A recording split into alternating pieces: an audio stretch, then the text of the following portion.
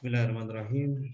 Alhamdulillahirabbil alamin. Allahumma shalli ala Muhammad wa ala ali Muhammad kama shallaita ala Ibrahim wa ala ali Ibrahim innaka Hamidum Majid. Amma ba'd. Alhamdulillahirabbil alamin. Kita bertemu kembali di halaqah Hatur, yaitu halaqah Abu Ahmad Riki Al-Malanji, yang insyaallah setiap Kamis pagi ya, kurang lebih 30 menit saja kita akan membahas sebuah buku pembelajaran bahasa Arab, yaitu Al-Arabiyyatu lin Nasyiin. Al-Arabiyyatu lin Nasyiin. Buku ini ya, gambaran globalnya adalah diperuntukkan untuk anak-anak remaja. Karena itu ada di sini tulisan lin nasyiin, yaitu anak-anak yang baru tumbuh, dari anak-anak kecil gitu ya, kemudian menuju ke masa remaja. Dan ini memang diperuntukkan untuk natikina bil arabiyah, li ghairi natikina bil arabiyah, ya, untuk orang-orang atau anak-anak yang dia bukan penutur asli bahasa Arab. Jadi seperti Indonesia ya, anak-anak yang SMP, SMA ini pas untuk mempelajari buku ini. Dan buku ini termasuk buku bahasa kita itu buku legend, buku legenda. Karena ketika saya kecil dulu ya, di beberapa ma'had-ma'had yang saya ketahui yang mempelajari buku ini, dan mungkin sekarang ya mereka yang mempelajari buku ini sudah jadi ustadz-ustadz yang Masya Allah ustadz besar. Jadi ini termasuk salah satu buku legenda ya, selain mungkin yang kita kenal Durusulullah ya, Madinah ya, dan juga Durusulullah Gontor. Demikian. Mungkin sebelumnya saya sampaikan afwan ya, karena halaqah ini sebenarnya ingin saya adakan rutin ya, terserah ada pesertanya atau tidak, atau pesertanya sedikit tidak masalah. Yang penting tujuan saya adalah belajar kembali ya, murojaah kembali bahasa Arab, dan itu akan bermanfaat untuk pertama adalah diri saya, dan terutama nanti untuk memurojaah bahasa ya, bahasa, karena kalau bahasa itu tidak digunakan, tidak dimurojaah kembali akan hilang. Dan juga untuk meninggalkan pahala jariah ya. Jadi bagi siapapun dari teman-teman yang mempelajari video ini ya, insya Allah akan dapat manfaatnya ya. Jadi ya, ini sangat bermanfaat insya Allah untuk saya pribadi ya, dan saya berharap semoga Allah Subhanahu wa taala menambahkan manfaat-manfaat itu untuk antum sekalian yang mengikuti dengan rutin halaqah ini. Cukup 30 menit insya Allah setiap hari Kamis ya, Kamis pagi. Dan mungkin sebelum-sebelumnya juga tidak terlaksana ya, karena memang saya belum terbiasa dengan jadwal ini. Nah, ini membiasakan jadwal ya. Karena kadang-kadang lupa, kadang-kadang baru ingat pagi ya, dan seterusnya. Insya Allah semoga Allah Subhanahu wa taala ya memberikan keberkahan waktu kepada kita, keberkahan tenaga kepada kita, keberkahan ilmu kepada kita ya, sehingga nanti bisa menetapi jadwal-jadwal yang sudah kita tentukan sebelumnya. Baik itu di Kamis pagi, Jumat pagi, ya, Sabtu. Ya, insya Allah mudah-mudahan semua halaqah bisa terlaksana dengan baik. Baik, ini adalah permulaan ya, atau muqaddimah untuk mengenal buku ini. Ya, untuk mengenal buku ini. Kita mulai dari bagian depan ya. Ini buku ini seperti yang saya sampaikan tadi adalah buku legenda, buku yang masih sering digunakan sampai sekarang. Ya, cuman mungkin cetakannya ini yang kurang menarik ya bagi anak-anak sekarang. Ya, beda dengan buku Al-Arabiyyatu Baina Yaday Auladina. Ya, bukunya luks, berwarna, kertasnya bagus gitu ya. Dan tentunya dari sisi harga pun juga berbeda ya. Kalau Al-Arabiyyatu Nasyi ini sangat murah ya. ada yang jual di marketplace itu sampai 150 kurang lebih itu sudah lengkap 6 jilid. Ya. Tapi kalau Al-Arabiyatu Baina Yaday Auladina, ya 100.000 lebih itu hanya dapat 1 jilid saja. Sedangkan oleh penulisnya disusun jilidnya itu sampai, seingat saya sampai 9 jilid. Jadi dari SD sampai SMP, seingat saya seperti itu disusun oleh penulis Al-Arabiyatu Baina Yaday Auladina. Tapi untuk yang ini ya, ini memang disusun sampai 6 jilid saja ya, dimulai dari usia 11 tahun ya sampai usia 17 tahun. Sebenarnya buku ini disusun untuk orang-orang yang penutur ya, selain bahasa Arab untuk usia 11 tahun hingga 17 tahun kurang lebih. Ini peruntukan buku tersebut. Dan ini diterbitkan oleh kerajaan Arab Saudi ya. Al-Mamlakatu Al-Arabiyatu As-Saudiyah, dan di kementerian. Jadi menerbitkan adalah resmi dari kementerian. Wallahu alam ini masih diterbitkan sekarang atau tidak. Yang jelas untuk di Indonesia ya, buku ini masih tersebar di toko-toko buku dan masih digunakan. Kemudian di sini Al-Arabiyatu Lin-Nasyi'in. Ya, tadi sudah saya terangkan secara global. Ini adalah buku bahasa Arab Lin-Nasyi'in. Nasyi' yaitu adalah anak-anak yang baru tumbuh atau mendekati balik atau sudah sekitar antara balik tadi, ya, sebelum dan sesudah balik. Ya, gambarannya adalah usia tadi ya 11 ya sampai 17 tahun. Manhaj mutakamil li ghairi natiqina bil arabiyah, ya, manhaj metode yang mutakamil, yang sempurna, yang lengkap. Li untuk ghairin natiqina bil arabiyah, untuk orang-orang ya yang bukan penutur bahasa Arab. Jadi memang buku ini aslinya bukan digunakan untuk khusus anak-anak yang bahasa Arabnya sudah fusha ya. Tapi memang mungkin wallahu alam mungkin ada orang-orang ekspatriat di Saudi ya, sehingga buku ini digunakan untuk itu. Ya, wallahu alam. Tapi jelas yang menerbitkan adalah kerajaan resmi ya. Nah, terus jadi ada kitab tilmidz karena di buku ini Al-Arabiyatul Nasyi'in ada 2 buku ya, ada buku muallim yaitu pengajar dan ada buku tilmidz yaitu murid. Nah, yang saya fotokan ini adalah buku tilmidz ya, buku untuk murid. Jadi di dalamnya berisi tentang teori-teori sedikit, kemudian ada tugas-tugas ya. Dan ada buku muallimnya, ya ada buku muallimnya dan sudah tersebar di internet banyak insya Allah. Nanti insya Allah saya akan mengajar buku ini berdasarkan buku muallim. Ya, karena sebuah buku ini tidak akan memberikan manfaat banyak apabila kita tidak mengajarkan sesuai dengan metode yang digariskan oleh pembuatnya. Ya, semua bahasa Arab gitu ya. Jadi ada Al-Arabiyatu Baina Yaday Auladina, itu juga penulisnya sudah membuat audionya, sudah membuat apa namanya metode pengajarnya, sudah disusun. Kalau kita mengajarkan sesuai dengan keinginan kita, ya ada 2 kemungkinan, bisa berhasil dan bisa tidak.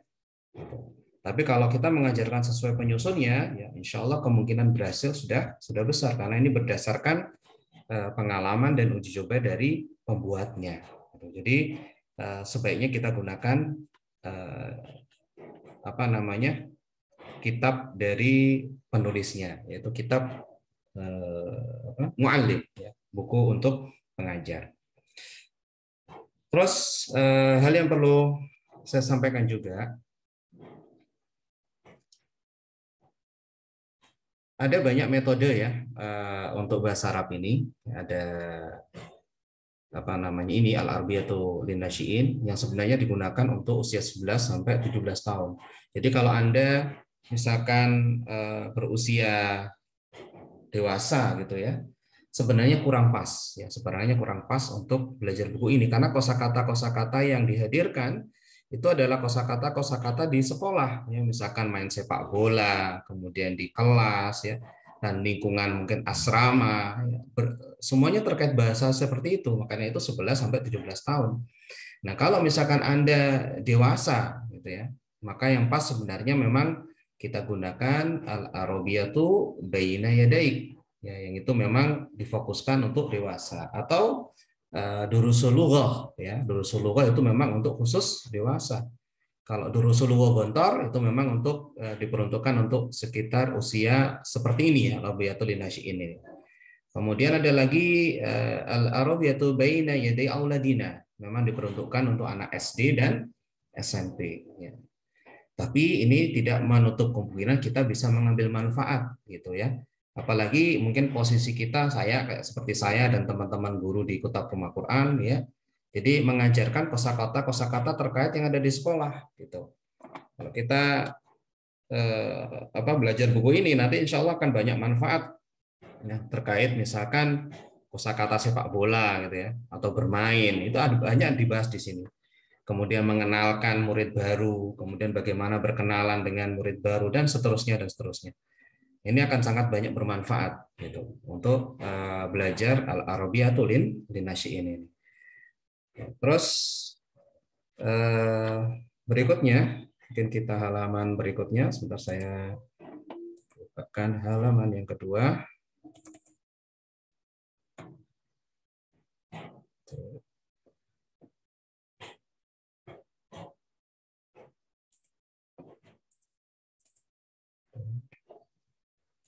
Bismillah. Nah, baik, ini adalah halaman berikutnya. Ini penyusunnya ya. Jadi kita harus mengenal penyusunnya. Jangan sampai kita baca buku nggak tahu penyusunnya ya. Paling tidak kita doakan lah. Karena penyusunnya ini sudah membuat buku ini ya dengan baik, dan kita mengambil manfaat dari mereka. Itu paling tidak kita tahu siapa penulisnya, dan ya teriring doa kita ya ketika kita ngambil manfaat dari sebuah buku. Jadi penulisnya ada 3 di sini ya. Dr. Muhammad, ya. Dr. Muhammad atau Mahmud ya, Afwan. Dr. Mahmud Ismail ya, Sini, ya, Sini. Ya, Dr. Ismail Mahmud Ismail Sini yang pertama. Kemudian yang kedua penyusunnya adalah Nasif Mustafa Abdul Aziz. Kemudian yang ketiga adalah Mukhtar At-Tahir Husain. Ya, ini jadi penyusunnya 3 kayak al-arabiyatu baina auladina, al-arabiyatu baina yadaik, ini sebenarnya juga kumpulan dari penyusun juga ya, tapi yang paling dominan 1 gitu. Kalau kitab Durusul Lughah ya, Durusul Lughah ini penulisnya 1. Jadi beberapa macam. Tadi mungkin biasanya 1 penulis yang itu benar-benar ahli gitu ya. Kemudian ada penulis berikutnya untuk melengkapi. Dan ini yang menyusun. Kemudian kita ke halaman berikutnya untuk mengambil faedah. Nah, ini yang penting, yaitu sebentar saya tampilkan dulu di slide. Ya. Ilal muallim ya. Ini seruan dari penulis tadi, yaitu Syekh Dr. Mahmud Ismail Sini kepada pengajar.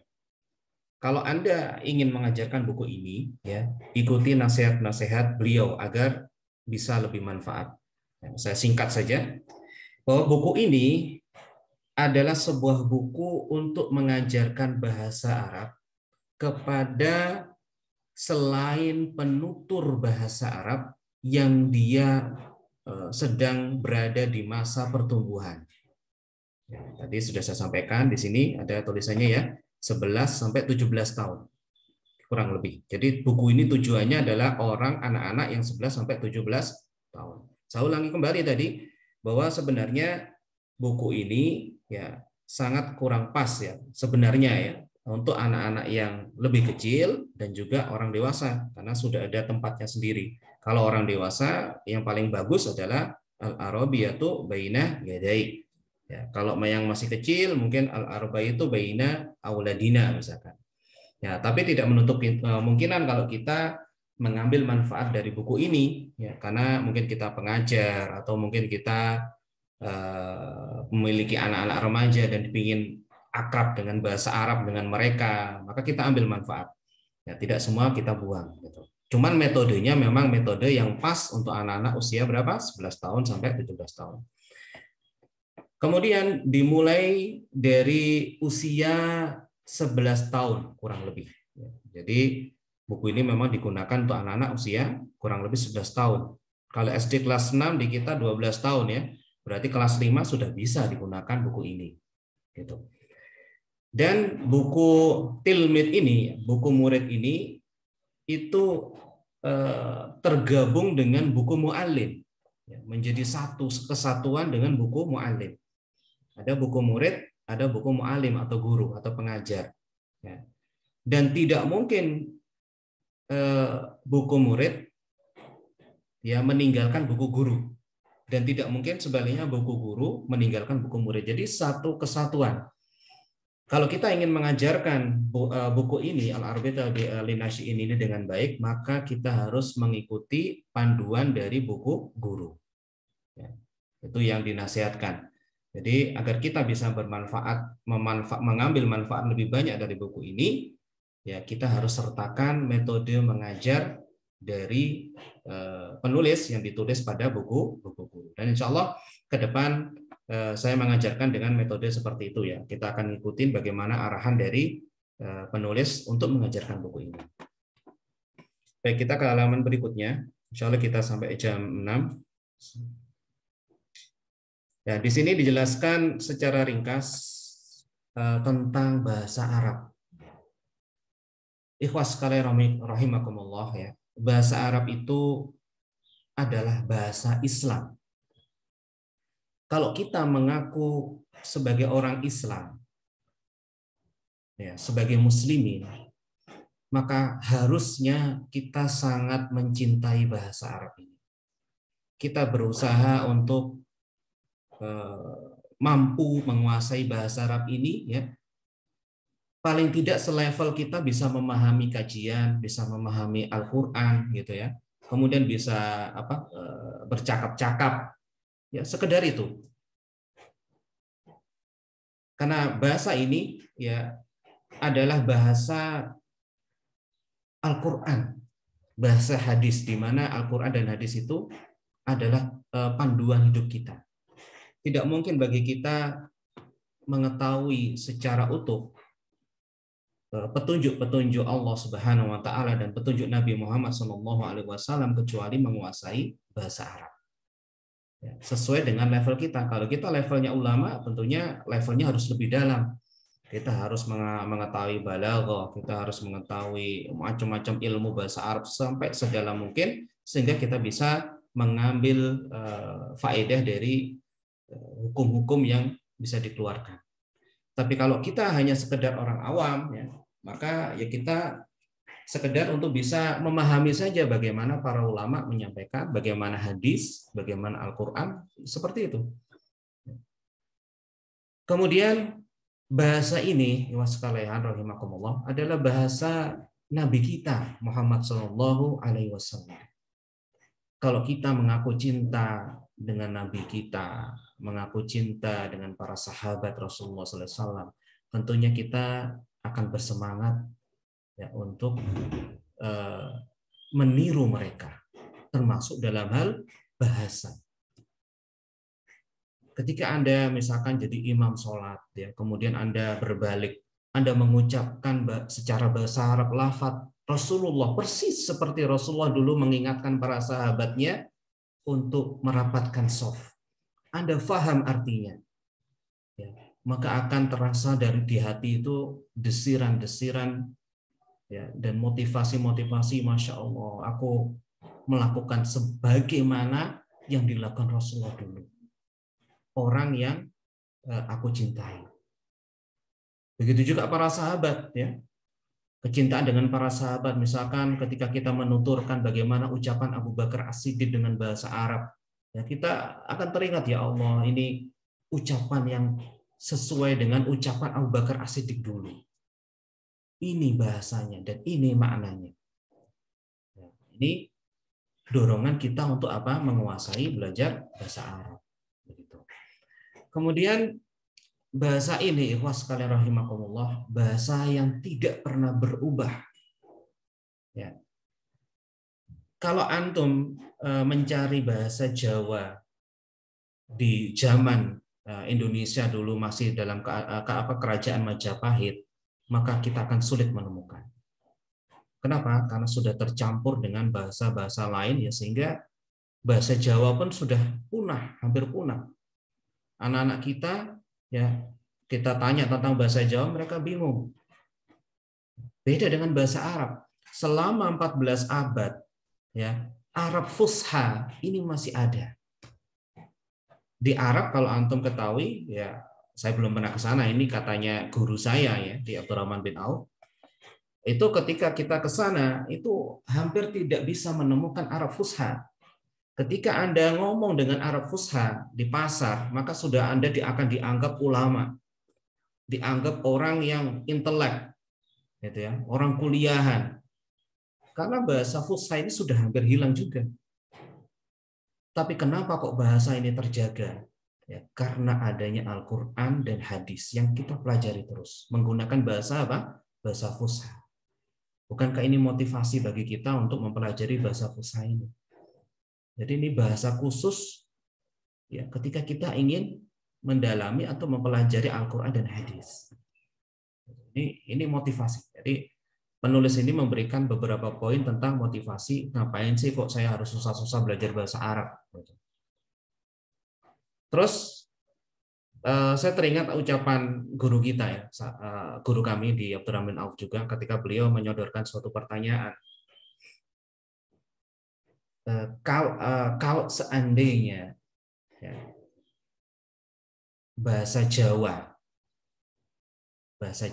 ini digunakan dari Al-Quran, digunakan dalam Al-Quran, apakah bisa bahasa Jawa itu akan terus ada? Jawabannya iya. Dan bahasa Arab itu terjaga sampai sekarang karena adanya Al-Quran dan Al-Hadis. Gambarannya begini untuk motivasi antum. Ketika kita membaca Al-Fatihah, ya, Alhamdulillahirabbil alamin. Kita tegakkan tajwidnya, kita tegakkan sifat-sifat hurufnya, dan seterusnya terkait Al-Quran. Maka bahasa yang Anda keluarkan ketika sholat itu sama dengan Nabi kita Muhammad SAW dan sama dengan para sahabat Rasulullah SAW. Dan ini motivasi yang luar biasa. Kalau kita bisa menyelami, ya, menyelami bahasa Arabnya. Ya, kita merasa ketika sholat, ya, kita mengucapkan Al-Fatihah, surat-surat, ya Allah, inilah ucapan yang dulu diucapkan Nabi kita di dalam sholat. Bukankah ini luar biasa? Apalagi kalau kita memahami, gitu. Makanya di sini penulis memberikan motivasi-motivasi yang luar biasa untuk kita mempelajari bahasa Arab. Itu secara ringkas. Kemudian yang penting berikutnya, jadi di sini ada faedah-faedah, mungkin tidak kita bahas secara secara rinci. Intinya sekarang di sini yaitu ini untuk 11 sampai 17 tahun. Kita ke halaman berikutnya. Insyaallah nggak semua halaman kita bahas, yang penting aja. Baik, ini mukadimah kita lewati karena waktunya sudah mepet.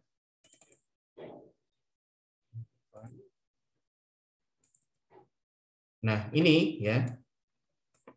Ini adalah at-tarkibun nahwiyah, ya. Susunan nahwu. Jadi sebelum kita mempelajari buku ini secara global, secara detail, secara detail, maka di sini ditunjukkan tentang yang dipelajari dalam setiap wihdah. Yang pertama misalkan dalam Qurratul Qadam, ya. Dalam Qurratul Qadam. Di sini dibahas ada beberapa tarkib nahwi. Misalkan ana Gamal, ya, misalkan. Saya adalah Gamal.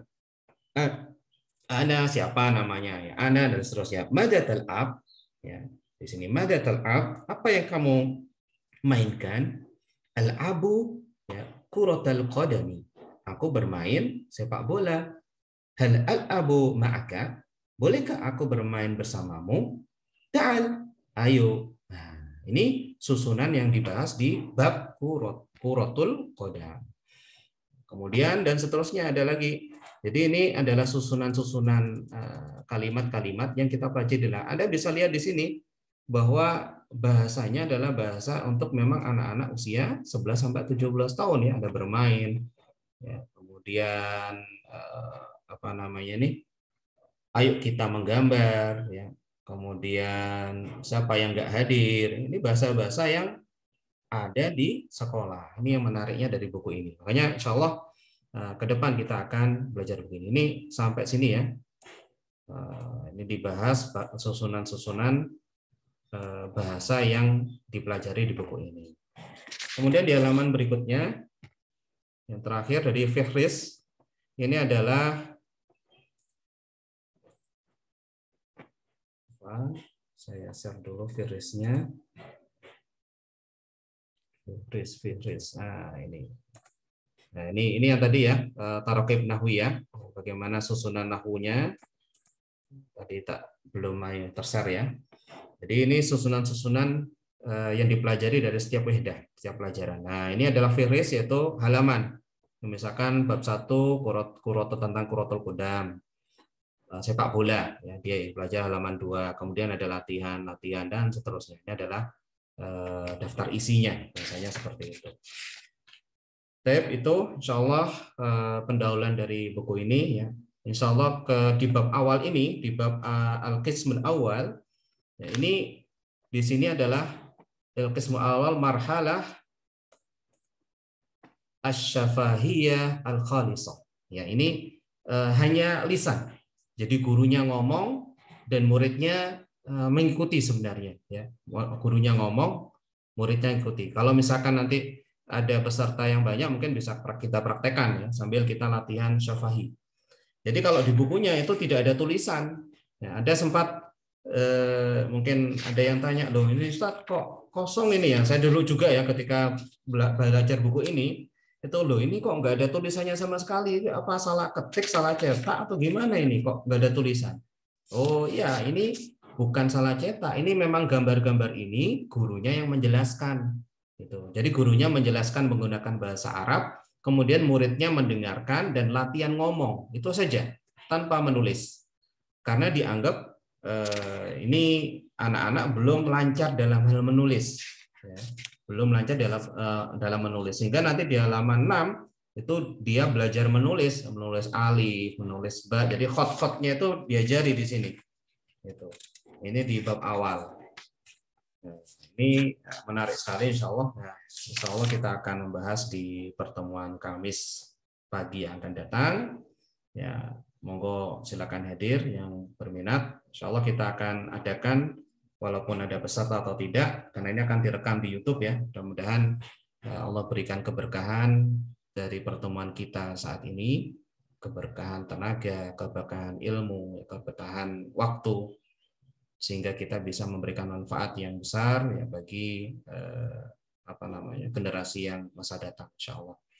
Barakallahu fikum. Demikian yang bisa saya sampaikan. Alhamdulillahirabbil alamin. Allahumma shalli ala Muhammad wa ala ali Muhammad kama shallaita ala Ibrahim wa ala ali Ibrahim innaka Hamidum Majid. Subhanakallahumma wa bihamdika asyhadu an la ilaha illa anta astaghfiruka wa atubu ilaik. Assalamualaikum warahmatullahi wabarakatuh.